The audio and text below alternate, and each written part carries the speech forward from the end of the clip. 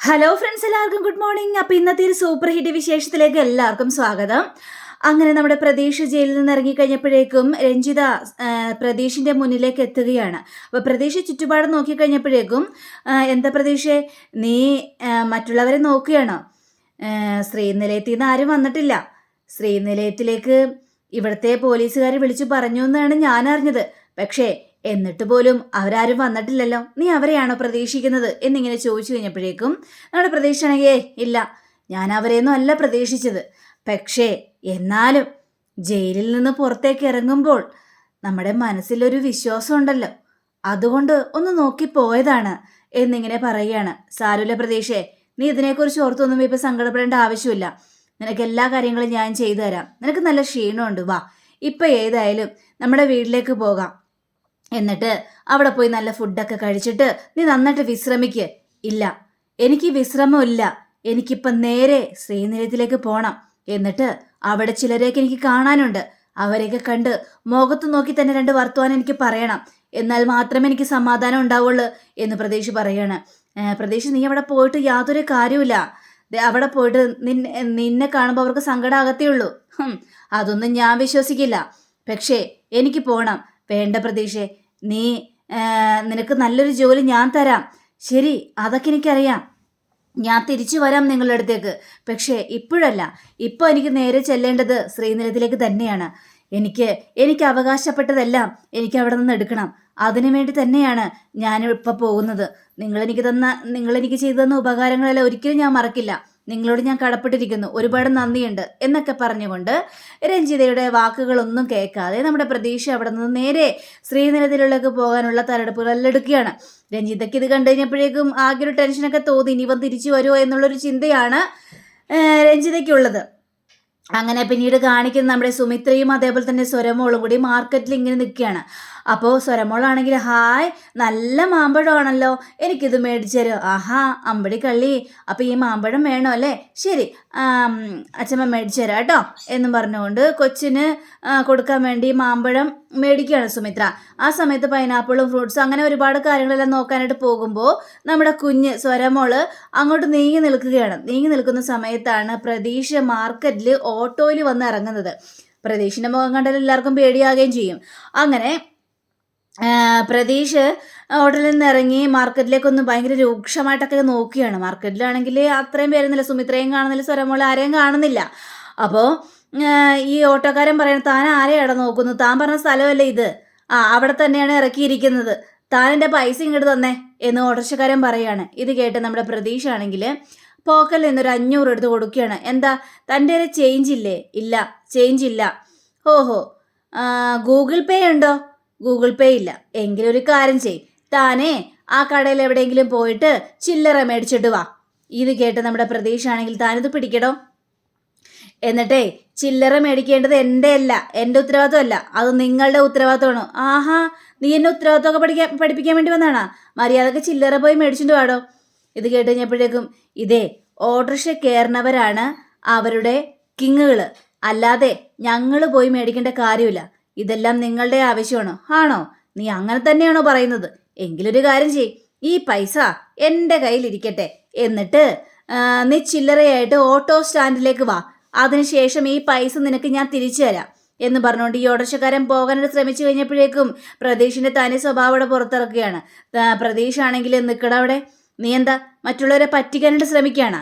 അതൊന്നും നടക്കാനായിട്ട് പോകുന്നില്ല. മര്യാദക്ക് എൻ്റെ പൈസ ഇടാ, തന്നില്ലെങ്കിലോ നീ എന്ത് ചെയ്യുമെന്ന് പറയുന്നത്? തന്നെ ഞാനുണ്ടല്ലോ എന്നും പറഞ്ഞുകൊണ്ട് ഈ ഓട്ടോറിക്ഷക്കാരനെ പാട്ടാ എന്നും പറഞ്ഞ് അടിക്കുകയാണ്.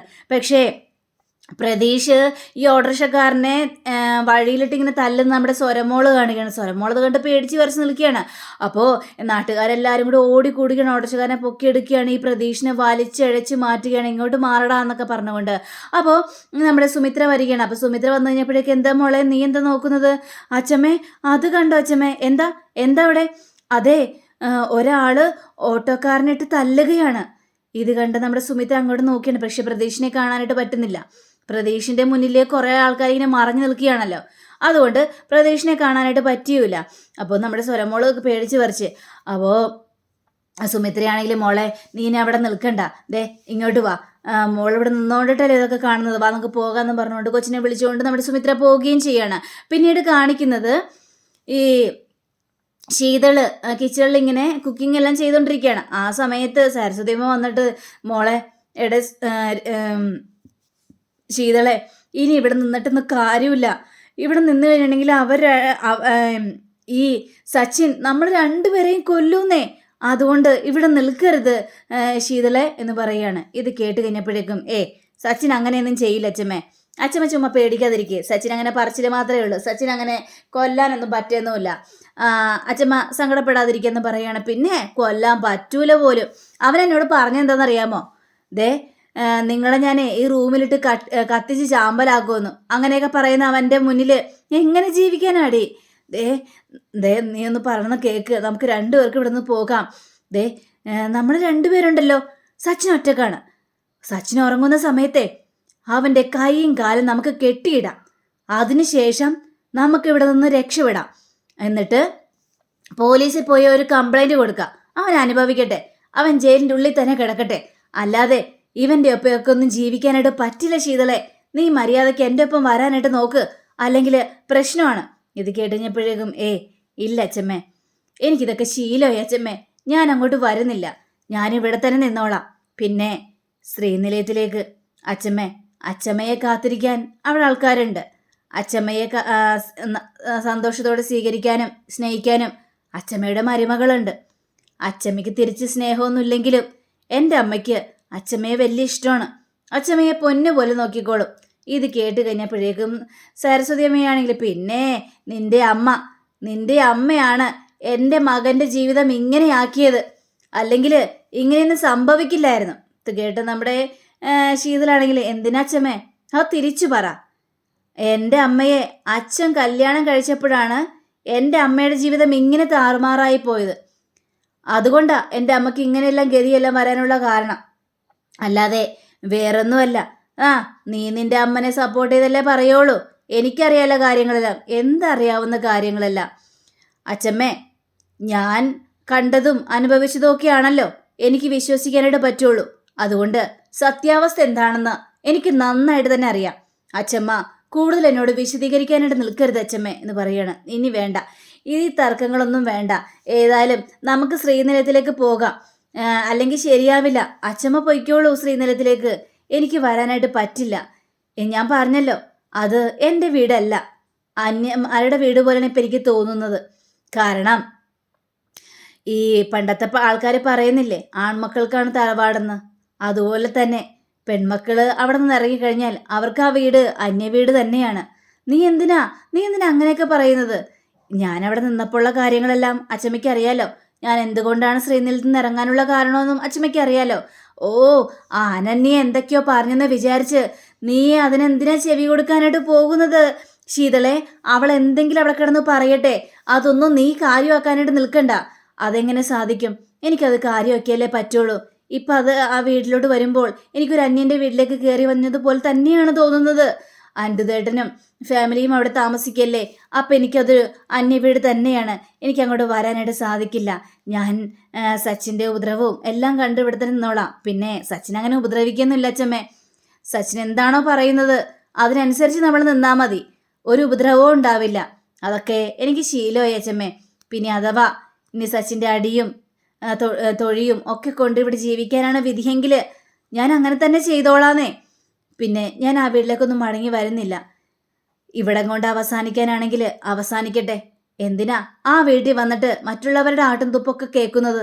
അതിനേക്കാൾ നല്ലത് ഈ വീട്ടിൽ കിടന്ന് ഞാൻ മരിക്കുന്നതല്ലേ അച്ഛമ്മ എന്നിങ്ങനെ ശീതള ഭയങ്കര കരഞ്ഞുകൊണ്ട് പറയുകയാണ്. പക്ഷെ ശീതളിൻ്റെ ആ കരച്ചിൽ കണ്ടു കഴിഞ്ഞപ്പോഴേക്കും സരസ്വതിയമ്മയ്ക്ക് ആകെ സങ്കടം തോന്നുകയാണ്. അപ്പൊ സരസ്വതിയമ്മയോട് അച്ഛമ്മ എന്തിനാ കരയുന്നത്?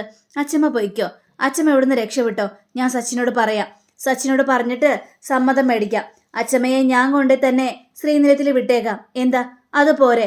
അച്ഛമ്മ സങ്കടപ്പെടേണ്ട ആവശ്യമൊന്നുമില്ല, ഞാൻ പറഞ്ഞ സച്ചിൻ കേൾക്കും, അതുകൊണ്ട് അച്ഛമ്മ സങ്കടപ്പെടല്ലേ. അപ്പൊ ഇത് കേട്ട് കഴിഞ്ഞപ്പോഴേക്ക് സരസ്വതിയമ്മയാണെങ്കിൽ ഇല്ല മോളെ, പോകില്ല, ഞാൻ നിന്നെ ഇവിടെ തനിച്ചാക്കിയിട്ട് നിന്നെ ഈ ദുരന്തത്തിൽ വിട്ടിട്ട് ഞാൻ എങ്ങോട്ടും പോകില്ല, ഞാൻ ഈ വീട്ടിൽ തന്നെ നിൽക്കും, നിന്റെ ഒപ്പം തന്നെ നിൽക്കും, അങ്ങനെ നിന്നെ തനിച്ചാക്കിയിട്ട് പോകാനൊന്നും ഈ അച്ഛമ്മയ്ക്ക് കൊണ്ട് കഴിയില്ല മോളെ. നിന്നോടത്ത് നിന്നോട് തന്നെ ഞാനിവിടെ താമസിക്കും, എത്ര ദുരിതമാണെങ്കിലും ഇവിടെ തന്നെ ഞാൻ ഉണ്ടാകും എന്ന് സരസ്വതിയമ്മ പറയുകയാണ്. സരസ്വതിയമ്മയുടെ ആ നിമിഷത്തെ ആ ഒരു സ്നേഹം കണ്ടു കഴിഞ്ഞപ്പോഴേക്കും ശീതളിനും ആകെ സന്തോഷവും സമാധാനമൊക്കെ തോന്നുകയാണ്. സരസ്വതിയമ്മയെ കെട്ടിപ്പിടിച്ചിട്ട് പൊട്ടിക്കരയുകയാണ് നമ്മുടെ ശീതള്. പിന്നീട് കാണിക്കുന്നത് സുമിത്രയും സ്വരമോളും കൂടി മാർക്കറ്റിൽ പോയിട്ട് വരികയാണ്. വന്ന് അകത്തേക്ക് കയറിയതും സുമിത്ര വാതിലടക്കുകയും ചെയ്തു. അങ്ങനെ ഈ അനന്യ ചോദിക്കുകയാണ്, ആഹാ അച്ചമ്മയും മോളത് എങ്ങോട്ട് പോയി വരികയാണ് എന്ന് ചോദിച്ചു കഴിഞ്ഞപ്പോഴേക്കും ഞങ്ങൾ മാർക്കറ്റിലോട്ടൊക്കെ ഒന്ന് പോയി, അവിടെയൊക്കെ നല്ല ചുറ്റിക്കറങ്ങി. അല്ലേ മോളെ? അതെ അതെ, ഞങ്ങൾ മാർക്കറ്റിലൊക്കെ പോയല്ലോ. സ്വരമോളെ, നീ അച്ചമ്മയെ ഒരുപാട് ബുദ്ധിമുട്ടിച്ചോ? പിന്നെ ഞാൻ അച്ചമ്മയെ ഒരുപാട് ബുദ്ധിമുട്ടിച്ചിട്ടൊന്നുമില്ല, അച്ചമ്മയാണ് എന്നെയാണ് ഒരുപാട് ബുദ്ധിമുട്ടിച്ചത്. അപ്പോൾ സുമിത്രയാണെങ്കിൽ ആഹാ കൊള്ളാലോ, ഇപ്പം അങ്ങനെയായല്ലേ, പിന്നല്ലാതെ അച്ചമ്മയല്ലേ എന്ത് സ്പീഡിലാ അച്ചമ്മ നടന്നു പോയത്, എനിക്ക് അച്ചമ്മയുടെ ഒപ്പം നടക്കാൻ പോലും പറ്റുന്നില്ല, അങ്ങനെ അച്ചമ്മനെ ബുദ്ധിമുട്ടിച്ചില്ലേ, കൊള്ളാം.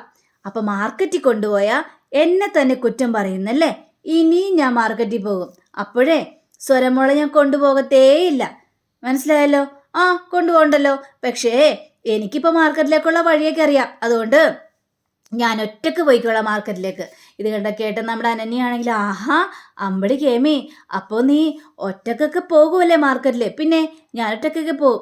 അപ്പോൾ സുമിത്ര ചിരിച്ചുകൊണ്ട് തന്നെ നമ്മുടെ അനന്യയോട് പറയാണ്, ഇതേ സ്വരമോൾക്ക് നല്ല വിശപ്പ് കാണും, അതുകൊണ്ട് എന്തെങ്കിലും ഭക്ഷണം കൊടുക്കുക, ഞാൻ ഇതെല്ലാം കൊണ്ട് വെച്ചിട്ട് വരട്ടെ എന്ന് പറഞ്ഞുകൊണ്ട് സുമിത്ര അടുക്കളയിലേക്ക് കയറി പോവുകയാണ്. അപ്പോൾ സുമിത്ര പോയി കഴിഞ്ഞപ്പോഴേക്കും നമ്മുടെ സ്വരമോളാണെങ്കിൽ മമ്മി ഇന്നേ മാർക്കറ്റിൽ വെച്ചൊരു സംഭവം നടന്നു. സംഭവോ?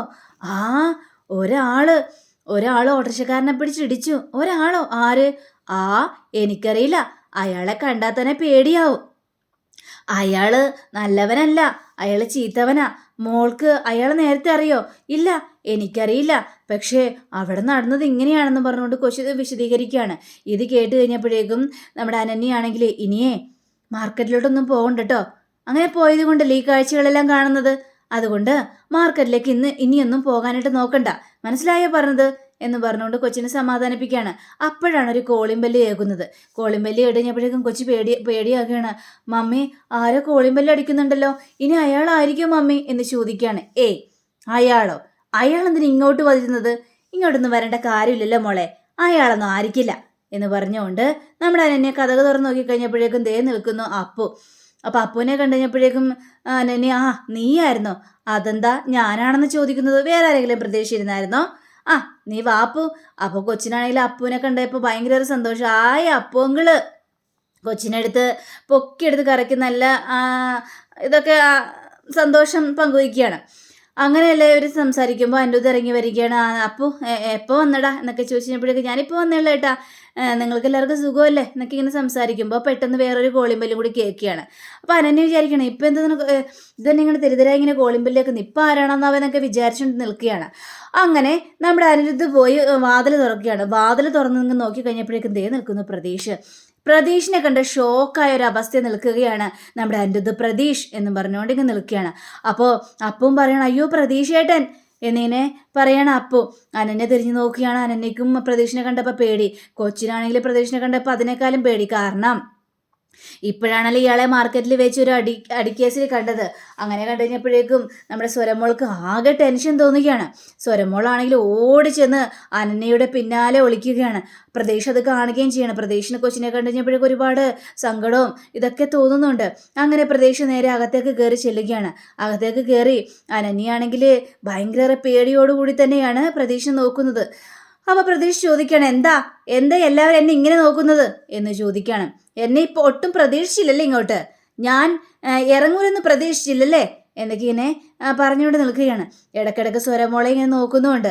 അപ്പോൾ നമ്മുടെ പ്രതീഷ് ചോദിക്കണം അമ്മ എന്ന് പറഞ്ഞു തീരേണ്ട താമസം ദേവെന്ന് സുമിത്ര പ്രതീഷിനെ കണ്ട ഉടനെ തന്നെ മോനെ എന്നും പറഞ്ഞുകൊണ്ട് ഒച്ചത്തിലൊരു വിളി. അമ്മയെ കണ്ടപ്പോൾ പ്രതീഷിൻ്റെ കണ്ണുകളൊക്കെ നിറയുന്നുണ്ട്. അങ്ങനെ സുമിത്ര പ്രതീഷിൻ്റെ അടുത്തേക്ക് ഓടി വന്നിട്ട് കവളിലേക്കൊന്ന് തലോടാനായിട്ട് ശ്രമിക്കുകയാണ്. പക്ഷേ പ്രതീഷ് അതിന് സമ്മതിക്കുന്നില്ല. പ്രതീഷ് സുമിത്രയോട് വേണ്ട എന്ന് പറയുകയാണ്. മോനെ എന്താ മോനെ വേണ്ട?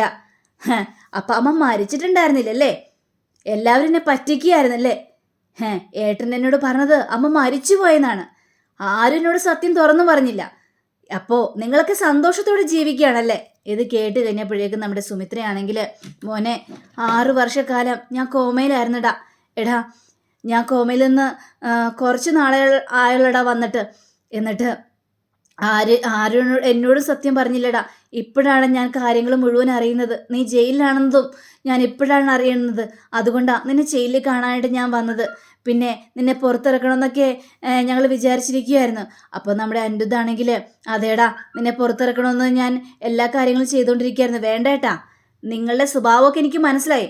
നിങ്ങൾ എന്താണ് ഏതാണെന്നൊക്കെ എനിക്ക് കറക്റ്റായിട്ട് മനസ്സിലായി. അതുകൊണ്ട് എൻ്റെ മുന്നിൽ നിങ്ങൾ കൂടുതൽ വിശദീകരിക്കേണ്ട ആവശ്യമില്ല. എല്ലാവരും എന്നെ ഒറ്റപ്പെടുത്തി. നിങ്ങളൊക്കെ സന്തോഷത്തോടെ ജീവിച്ചു. പക്ഷേ നിങ്ങൾ ആരാണ് എന്താണ് എന്നൊക്കെ ഇപ്പം എനിക്ക് കറക്റ്റായിട്ട് വ്യക്തമായിട്ടുണ്ട്. എന്താ ഏട്ടനൊന്നും പറയാനൊന്നുമില്ലേ? നിങ്ങളെല്ലാവരും എന്നെ കണ്ട് ആകെ സ്തംഭിച്ച് നിൽക്കുകയാണല്ലോ. പക്ഷേ ഈ പ്രതീക്ഷ വന്നത് ചില ലക്ഷ്യങ്ങളുമായിട്ട് തന്നെയാണ് എന്നവിടെ പറയുകയാണ്. അപ്പോൾ അങ്ങനെയും കാണിച്ചുകൊണ്ട് തന്നെയാണ് ഇന്നത്തെ ഇവിടെ അവസാനിച്ചിരിക്കുന്നത്. അടുത്ത റിവിനെ കാത്തിരിക്കുക. സബ്സ്ക്രൈബ് ചെയ്യുക. എല്ലാവർക്കും നല്ലൊരു ദിനം ആശംസിച്ചുകൊണ്ട് തന്നെ നന്ദി, നമസ്കാരം. Thank you. See again. By.